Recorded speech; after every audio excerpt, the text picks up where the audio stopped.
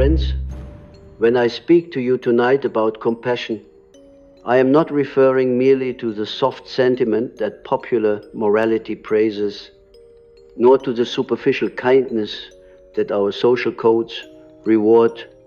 I am speaking of something far deeper, something that flows from the hidden chambers of the psyche, something that, if unexamined, can become both a blessing and a burden. Compassion is an archetype, a primordial pattern that arises from the collective unconscious. It is bound to the image of the Great Mother, who nurtures, protects, and sacrifices, but like all archetypes, it contains both light and shadow, both generative power and destructive weight to constantly pour oneself out for others, without awareness of the inner balance, can lead not to holiness but to emptiness, not to salvation but to dismemberment of the soul. You see, the psyche does not forgive imbalance. When we give endlessly, when we identify ourselves solely as vessels for others' needs, we create a one-sidedness in our psychic economy. The unconscious, with its vast reservoirs of forgotten instinct and archetypal force, rebels against such one-sidedness. It will not allow the conscious ego to monopolize virtue without cost. And so, what begins as noble compassion often degenerates into hidden resentment, exhaustion, or a secret longing to be rescued by the very people one serves. This is the hidden cost of constant compassion, that the self is sacrificed upon the altar of goodness and the shadow gathers in silence, waiting for its inevitable eruption.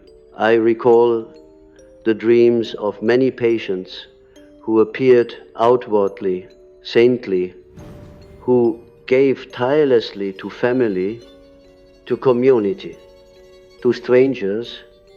Their lives seemed illuminated by an aura of service.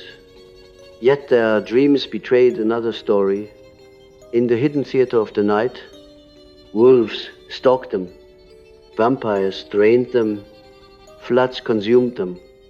These symbols were the language of the unconscious protesting against their compulsive giving. The wolf is the instinct that has been denied, the vampire, the parasitic dynamic that drains vitality, the flood, the overwhelming surge of neglected emotion. Dreams reveal what daytime morality conceals, that when we give without boundary, we invite forces of destruction into our psychic house. I want you to understand, compassion is not in itself dangerous. It is divine when integrated with the whole of the psyche, but when compassion becomes constant, when it becomes the mask one wears to escape the confrontation with one's own darkness, then it is no longer compassion, but compulsion. It is a strategy of avoidance, a refusal to enter the cavern where one's shadow resides. To constantly serve others can be a way of never serving the truth within. In this way, compassion turns into its opposite. It becomes a form of spiritual pride, a means of concealing one's wounds beneath the cloak of virtue. Let me illustrate with a simple image. Imagine a woman who tends tirelessly to her children, her husband, her neighbors. She is admired by all as selfless, angelic, the very embodiment of care, but in her dreams, she is often locked in a basement, screaming, while her family feasts above. What does this reveal? That her conscious identity as a giver hides an unconscious identity as the prisoner. She gives so that she will not have to acknowledge her rage, her loneliness, her air desire for freedom. She lives for others, so that she can escape living for herself. And yet, the unconscious never forgets. The prison door grows louder each night, until perhaps it bursts open in a neurosis, a sudden depression, or an inexplicable illness. The psyche demands wholeness, and wholeness includes the dark. Thus, I warn you, constant compassion is not what you think. It appears to be goodness, but it may be avoidance. It appears to be love, but it may be fear, fear of being rejected if one asserts one's own needs, fear of confronting the abyss of the inner world. The archetype of the Savior is powerful, but when a human being tries to embody it continuously, the psyche revolts, because no mortal can carry the weight of Christ without also descending into hell. The cross belongs to the divine drama. When we attempt to crucify ourselves daily in unconscious imitation, we do not redeem others, but crucify our own souls. You might ask, then, what is true compassion? True compassion is not constant, but conscious. It arises when the self is integrated, when one has confronted the shadow, embraced the dark figure that haunts the dreams, and discovered the limits of one's humanity. True compassion knows its boundaries, and therefore does not collapse under the weight of giving. It is not the compulsion of the guilty ego, but the radiance of the whole self. It gives because it can, not because it must. It gives without resentment, because it does not betray the inner life in the act of giving. There is a dream I once encountered that illustrates this. A man who had spent his life tirelessly serving his community dreamt he was carrying a wounded child through a desert. The sun burned his skin, his lips cracked with thirst, yet he refused to put the child down. He awoke exhausted, more weary than when he went to bed. After much work together, he dreamt again. This time, he placed the child gently on the ground, built a small shelter, and sat beside the child to rest. In that moment, the dream revealed the transition from compulsive compassion to conscious compassion. He no longer carried what was not his alone to bear, but created space for both himself and the child to endure. That is compassion, not martyrdom, but balance. We must also speak of the archetype of the mother. The mother is bound to compassion, but she is double-faced. There is the nurturing mother who gives life, warmth, and nourishment. But there is also the devouring mother who smothers with love, who consumes her children in the name of care. Constant compassion often masks this darker face of the mother. One gives and gives not for the sake of the other, but to keep the other dependent, to avoid the terror of being alone. Thus, what appears as generosity is secretly domination. The unconscious twists the archetype into possession, and the result is the slow suffocation of those we claim to love. Do you see how dangerous unexamined compassion can be? A man who constantly forgives may enable the cruelty of others. A woman who constantly sacrifices may rob her children of independence. A nation that constantly seeks to help others may project its shadow abroad and create more suffering than it relieves. Compassion without consciousness becomes an instrument of possession, an archetype, gewone maat, and the individual who embodies it suffers most of all because he becomes a slave to the very virtue that was meant to liberate. You may wonder then what must one do? The answer is always the same in depth psychology. One must descend, one must enter the night of the soul, confront the figures of the shadow, wrestle with the dark angels of one's own psyche. Only then can compassion emerge as a free act rather than a compulsion. Only then can you give without losing yourself.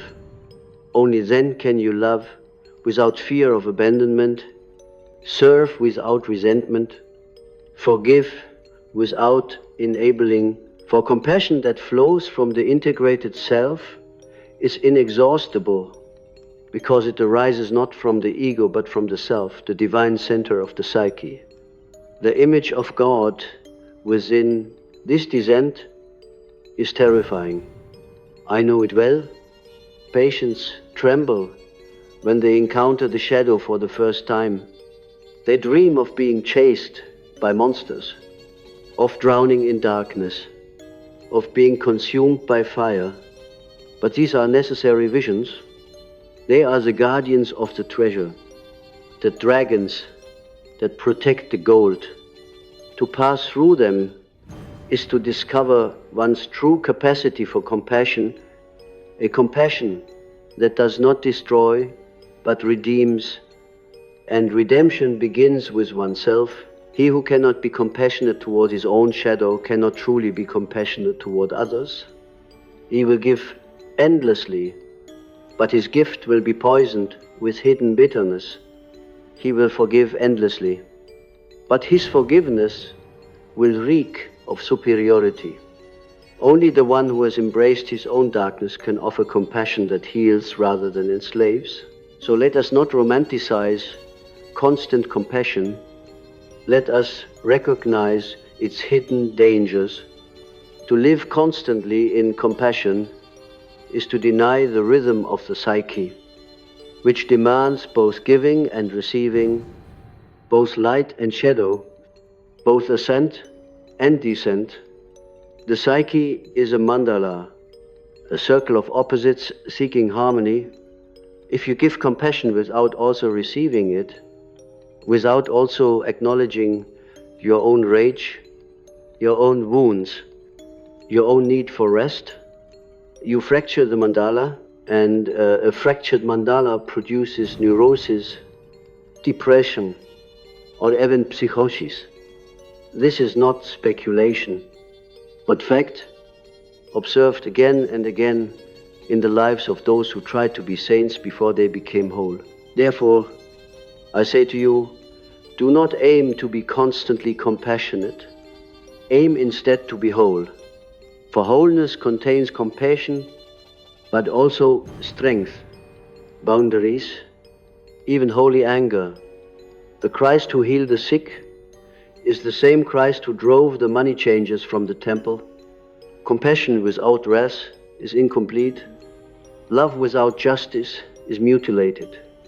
The self integrates all opposites, and only from this integration does true compassion arise. Constant compassion is an idol, a false god, and those who worship it pay with their souls. Conscious compassion is divine, for it flows from the center of being, and in it both the giver and receiver are made whole. You may feel a tension in yourself as I speak, because the call to limit compassion seems almost heretical in the ears of the moral mind.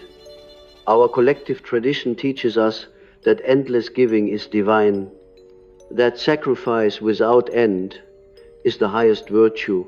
But I tell you, the psyche does not honor this creed when it is taken literally, for the psyche is not governed by cultural ideals, but by archetypal law. The unconscious demands polarity, rhythm, and balance. When one pole is inflated, the pole of endless compassion, the other pole, the instinct of self-preservation, of aggression, of boundary, is repressed into the shadow. And what the shadow holds, it will one day release with destructive force. Therefore, the very compassion you prize may turn against you and those you love.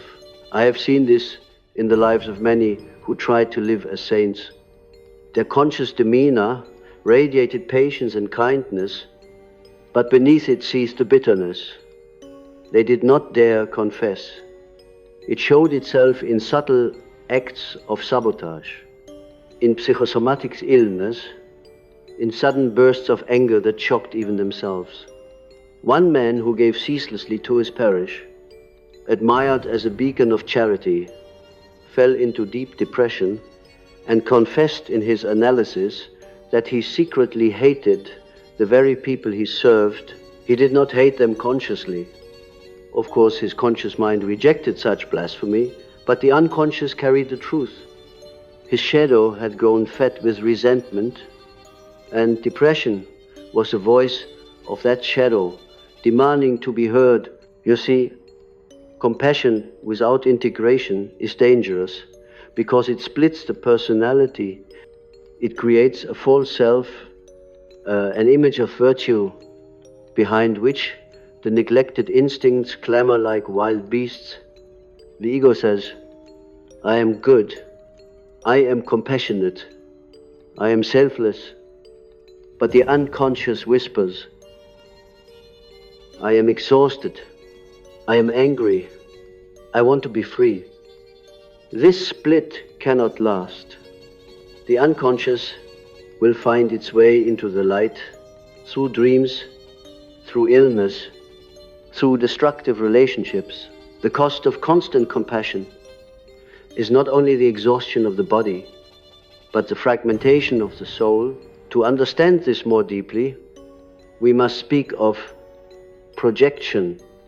Projection is the unconscious mechanism by which we see in others what we deny in ourselves. When compassion is constant, projection often becomes pathological.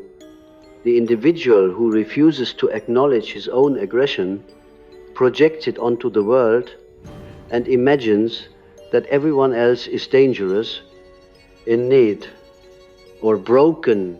He then feels compelled to help, to save, to heal, not because others truly require it, but because his psyche demands that he confront his disowned shadow in some external form. The endless compassion is therefore not truly for others.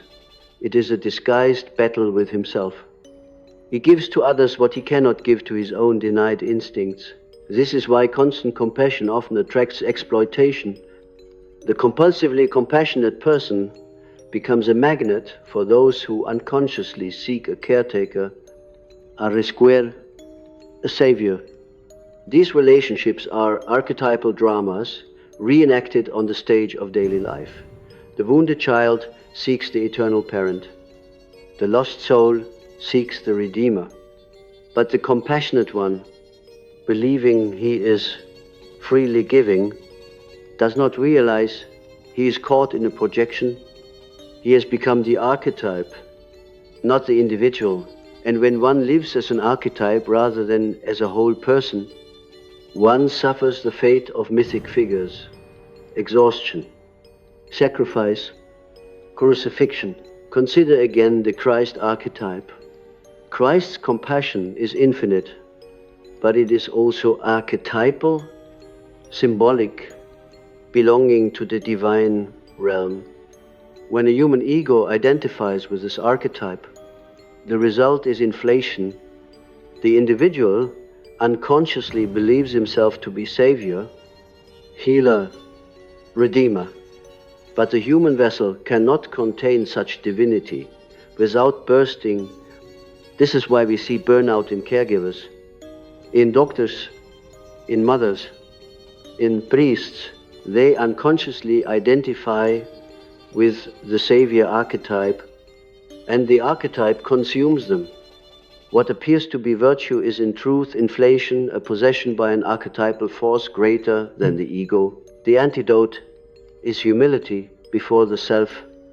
The self is a totality of the psyche, the inner God image that integrates opposites. Only the self can carry the weight of archetypal compassion. The ego must learn to serve the self, not impersonate it. When the ego humbly acknowledges its limits, it sets boundaries, it rests, it allows anger to have its place alongside love, then compassion flows not constantly but rhythmically, in harmony with the psyche's natural law. This is true humility. Not to act as God, but to recognize the God within and allow its rhythm to unfold. Dreams often illustrate this process. A woman who prided herself on her endless giving dreamt of a great ocean that swallowed her as she tried to rescue drowning children. At first, she woke in terror, but after months of analysis, she dreamt again. This time, she stood on the shore, casting ropes into the water. Some children grasped them and came to safety. Others drifted away. She felt sorrow but also peace. In this dream, compassion was integrated with limitation. She could not save all, nor was she meant to. She could act, but not constantly, not beyond her strength. This is the wisdom of the psyche.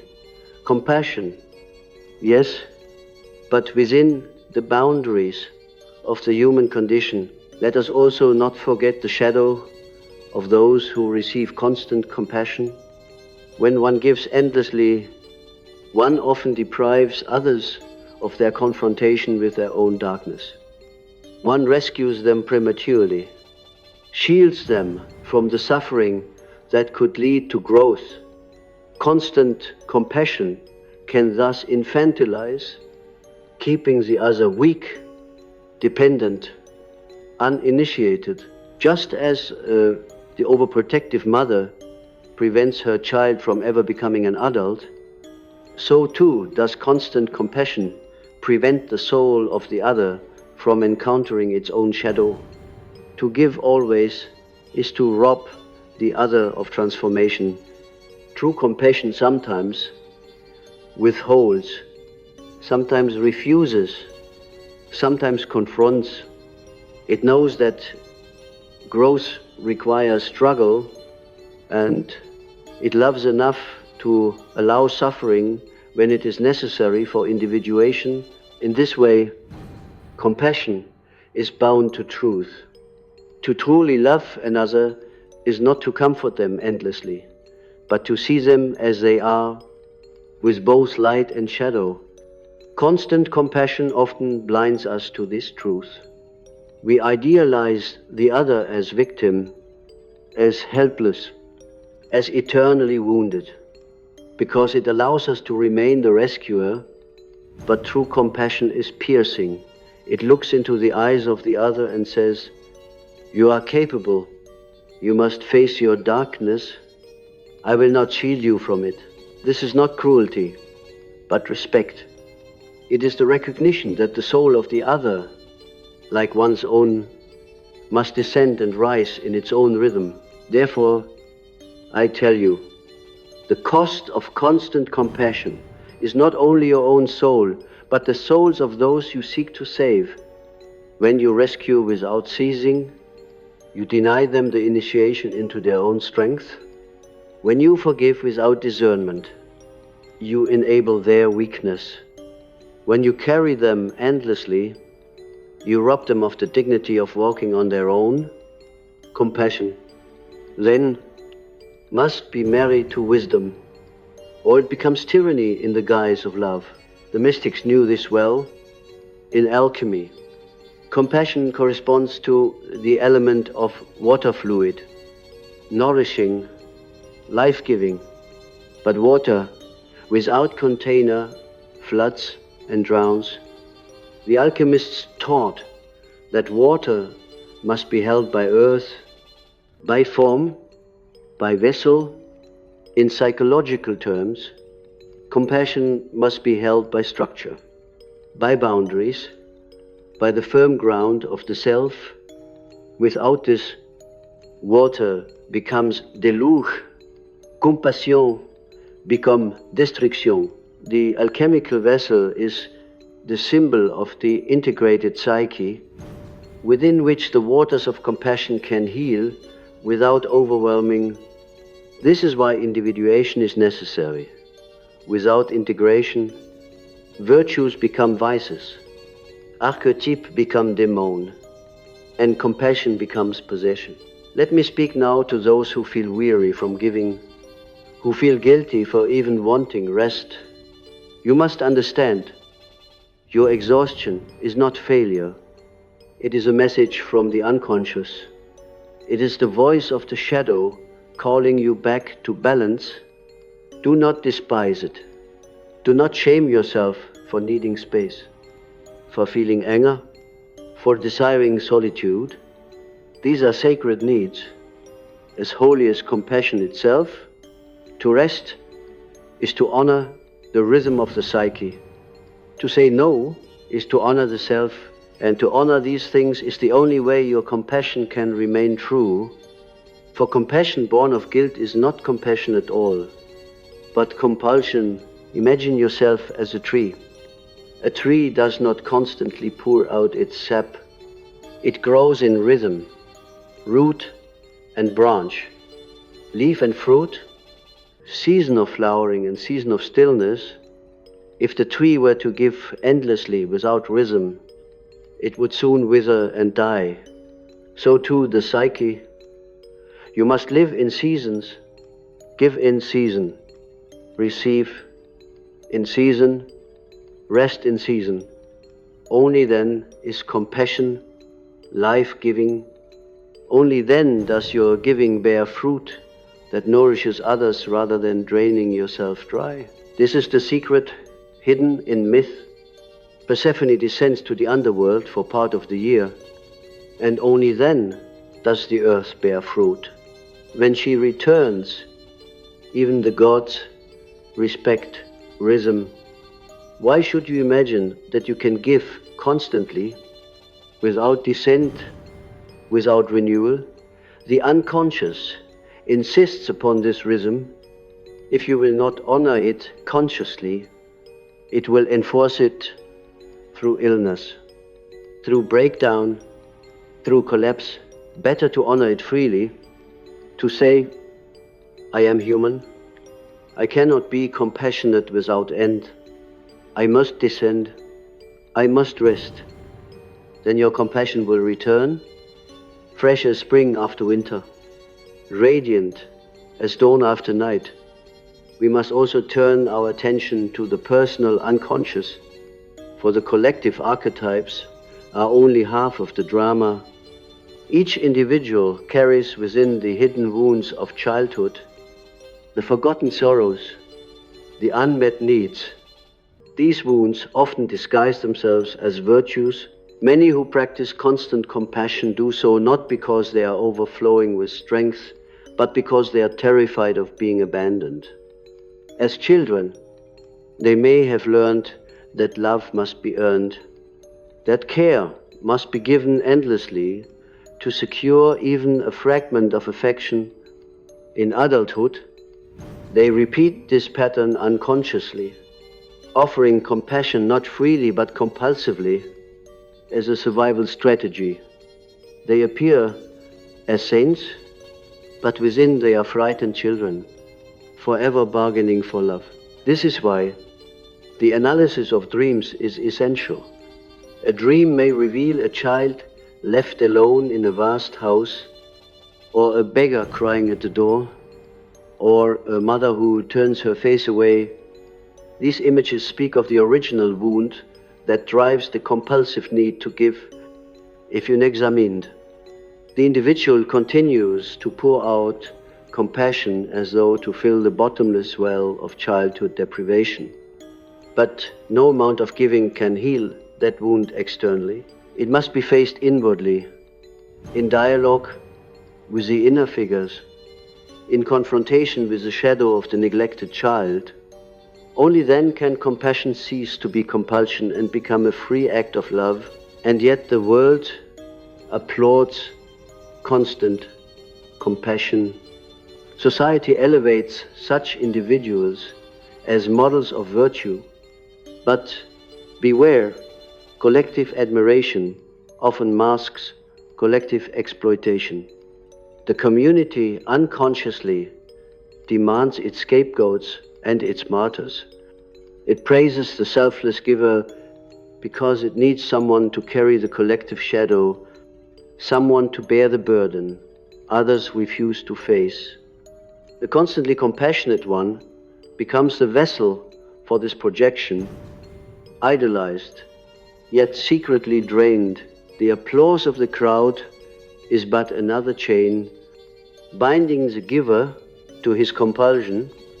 He cannot stop, for to stop would risk losing not only his identity but the admiration that sustains him. Thus society colludes with neurosis, sanctifying the very behavior that destroys the individual soul. Here we encounter again the archetype of the sacrifice. In ancient times, the community selected a victim, sometimes an animal, sometimes a human, to be offered to the gods. This was thought to purify, to maintain harmony. But in the modern psyche, the sacrificial victim often takes the form of the constantly compassionate person. They are unconsciously chosen to absorb the suffering of the group, to give endlessly so others may remain in denial of their own darkness. This is why the constantly compassionate are often surrounded by the needy, the broken, the exploitative. They have become the modern scapegoat, sacrificing themselves on behalf of the unconscious needs of the tribe. If you recognize yourself in this, take heart, for recognition is the first step toward freedom. To see that your compassion may be driven by shadow, by childhood wounds, by collective projection, is to awaken, and awakening is dangerous, for it demands that you withdraw your projection, that you refuse to carry what is not yours. You will feel guilt, for the archetype of the martyr is strong. You will feel fear, for without your endless giving, who will you be? But this crisis is necessary. It is the crucible in which the false self is burned away, leaving behind the possibility of wholeness. Wholeness is not constant compassion. Wholeness is integration. It is to hold in one soul both the angel and the devil, both the saint and the rebel, both the nurturer and the destroyer. Only then can compassion be authentic. Only then can it flow without compulsion, without guilt, without exhaustion. For the whole person knows when to give and when to withhold, when to comfort and when to confront, when to embrace and when to let go. Compassion then is not a mask but a movement of the self, emerging naturally in the rhythm of life. Let us turn again to myth. In the tale of Inanna's descent, the goddess of heaven journeys into the underworld. At each gate, she is stripped of her adornments until she stands naked before the queen of the dead. There she is, struck down, lifeless, until she is eventually restored and returned to the upper world. This myth speaks of the necessity of descent before renewal. So too with compassion. If you live constantly in compassion, never descending into your own underworld, you will eventually collapse. But if you descend willingly, if you face your own wounds, your own rage, your own selfishness, you will return transformed. Then your compassion will no longer be the desperate giving of the ego, but the radiant blessing of the self. You will not collapse, because you will have roots in the underworld. Some of you may wonder, How does one practice this descent? The path is individual, yet certain patterns emerge. Dreams guide the way, revealing the figures of the shadow, the forgotten child, the dark mother, the devouring father. Active imagination allows you to speak with these figures, to confront them, to integrate their voices. Analysis brings these unconscious forces into dialogue with consciousness. But above all, one must have the courage to admit, I am not only good, I am not only compassionate, I am also selfish, angry, envious, tired. To confess, this is the beginning of individuation. For individuation does not make you perfect, it makes you whole. And only the whole person can truly love. It is a paradox that constant compassion often conceals the greatest cruelty, for when we refuse to acknowledge our own shadow, we inflict it unconsciously upon others. A mother who never allows herself anger may smother her children with care, preventing them from breathing freely. A priest who denies his own desires may project them onto his parishioners, manipulating them in subtle ways. A healer who refuses to rest may collapse, abandoning those who depended on him. Thus, the unconscious shadow of constant compassion is cruelty. To deny your limits is to wound others as surely as yourself. Therefore, I urge you, let your compassion be limited. Let it breathe. Let it be human. Do not aspire to be angels, for angels do not live on this earth. You are human, and your humanity is divine precisely because it contains opposites. To embrace your humanity is to honor God, for God is not constant sweetness, but the union of all things light and dark, love and wrath, creation and destruction. When you give compassion from this wholeness, it is not constant, but it is real. It does not destroy, but it redeems. In my own life, I too have wrestled with this. Patients sometimes imagine me as an endless well of care, a constant father who could carry all their wounds, but I knew this was dangerous, for it was projection. If I accepted it, I would become their savior, and in time, their destroyer. Instead, I returned the projection to them, asked them to confront their own shadow, to take responsibility for their journey. This was painful, even cruel in their eyes. But it was true compassion, for it is not compassion to rescue someone from their destiny. True compassion accompanies them into it, even when it means watching them suffer, even when it means being hated for refusing to save them. This is the price of real love, to stand firm in truth, not to drown in sentiment.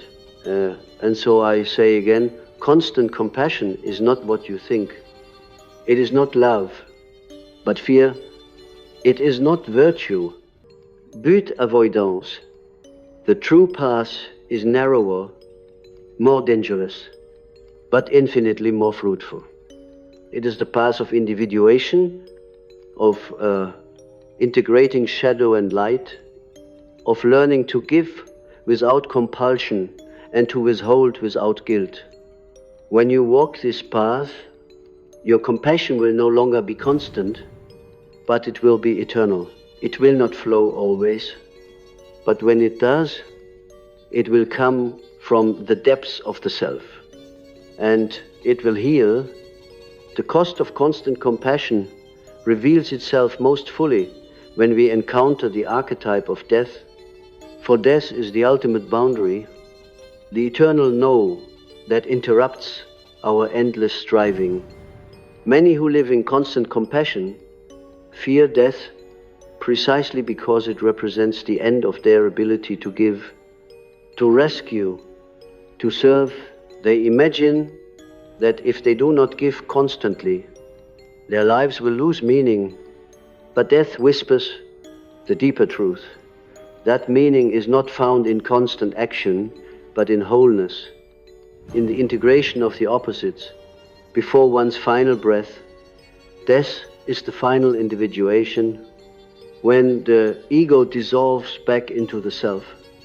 If we have lived only as givers, as rescuers, as signs, then death comes as terror, for it strips us of our mask and confronts us with the unlived shadow.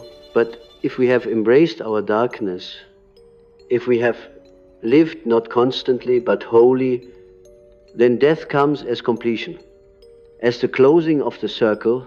This is why so many deathbed confessions are filled with bitterness. The endlessly compassionate often lament, "I gave everything, but no one truly knew me." Their compassion was constant, but their soul was hidden. They sacrificed themselves for others, but in doing so, they lost themselves. This is the tragedy I seek to warn you against. For what does it profit a man to save the whole world and lose his own soul? True compassion does not require your annihilation. It requires your presence, your authenticity, your wholeness. Without this, your giving is but ashes. The unconscious often sends dreams of death to those trapped in constant compassion. A patient once dreamt she was lying in a coffin, while people stood around praising her kindness. She woke in horror, but the meaning was clear. Her constant giving was killing her spirit. She was alive, yet already buried beneath the expectations of others. Such dreams are calls to resurrection, invitations to withdraw projections, to live for oneself as well as for others. For resurrection requires death, first the death of the false self, the death of compulsive compassion, so that true life may emerge. Now I speak to you not as a distant theorist, but as one who has walked through the fire. I too have faced the temptation of constant compassion, for the analyst is often cast in this role. Patients project onto me the image of the all-giving Father, the unending well of wisdom. If I accept this projection unconsciously, I become inflated, possessed by the archetype of the Savior.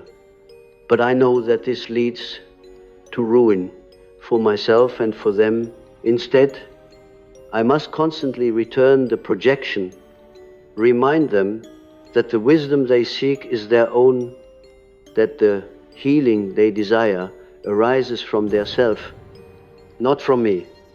In doing so, I sometimes appear cold, unyielding, even cruel.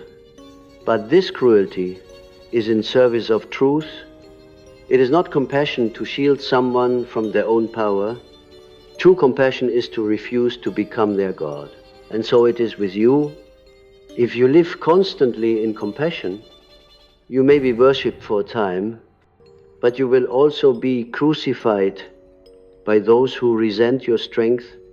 For no one can endure being saved endlessly without hatred. The child resents the mother who never lets go. The disciple resents the teacher who never allows independence. The friend resents the one who always forgives without limit. Constant compassion breeds hidden hostility, both in yourself and in others. Only compassion that knows how to stop, how to withdraw, how to set boundaries, can create relationships that endure. Therefore, do not seek to be saints. Seek instead to be whole human beings. Saints are symbols, archetypes, not flesh and blood, but you are flesh and blood, with instincts, desire, wounds, shadows. If you deny these, in pursuit of constant compassion, you will become a ghost, haunting your own life. But if you embrace them, you will become real, alive, authentic, and then your compassion will not be constant, but it will be holy. For it will flow not from fear, not from compulsion, but from the self, the center of the psyche where opposites are reconciled. Let us return one last time to the image of the mandala. The mandala is the symbol of wholeness, the circle that contains all opposites. In the mandala, compassion has its place, but so too does wrath, solitude, play, desire. Each part of the psyche has its rightful place, and together they form harmony. Constant compassion is like trying to paint the whole mandala with one color. It destroys the image. But when compassion finds its rightful place among the other forces, then the mandala shines. And the mandala is not only a symbol of the psyche, it is also the image of God, for God is wholeness, not one-sidedness. God is not constant compassion alone, but also justice, power, silence, mystery. To live in wholeness is to reflect this divine image. This is why individuation is the true goal of life, not sainthood, not constant giving, but individuation, to become whole, to integrate shadow and light, to live one's unique destiny. From this wholeness flows compassion that does not destroy but creates, that does not exhaust but renews. This compassion is not constant, but it is eternal, for it arises from the depths of the self, which is beyond time. It does not flow always, but when it does, it heals, and it heals not only others but oneself. For in giving one remains whole. So I leave you with this challenge. Examine your compassion. Ask yourself, does it flow freely, or does it bind you? Do you give because you love, or because you fear? Do you forgive because you see the other, or because you cannot face your own anger? Do you sacrifice because you choose, or because you do not know how to stop? These questions are not easy, but they are necessary, for without them, compassion becomes compulsion, and compulsion becomes destruction. But with them, compassion becomes conscious, and conscious compassion is divine. Remember, the unconscious will not be cheated. If you give endlessly, without rest, it will take rest from you through collapse. If you forgive endlessly without anger, it will erupt in sudden rage. If you sacrifice endlessly without renewal, it will consume you in depression. Better to honor the opposites consciously, to live in rhythm, to give and to withhold, to love and to confront, to rise and to descend. This is the path of individuation, the path of wholeness, the path that leads to true compassion. And when you walk this path, you will no longer fear the cost of compassion. For you will see that the only true cost is the loss of wholeness. As long as you remain whole, compassion will not destroy you. It will flow as it is meant to flow, sometimes abundant, sometimes withheld, always true. You will give without resentment, forgive without enabling, serve without losing yourself. And in this, you will reflect the image of God within you, not as constant sweetness, but as wholeness, as the union of all things, This is the mystery of life, the secret, the unconscious whispers in dreams, the truth I have sought to bring to you tonight. So let us end here, not with constant compassion, but with conscious compassion, not with exhaustion, but with wholeness, not with the false mask of saintliness, but with the true face of humanity. For only in being fully human can we touch the divine, and only in touching the divine can we truly love.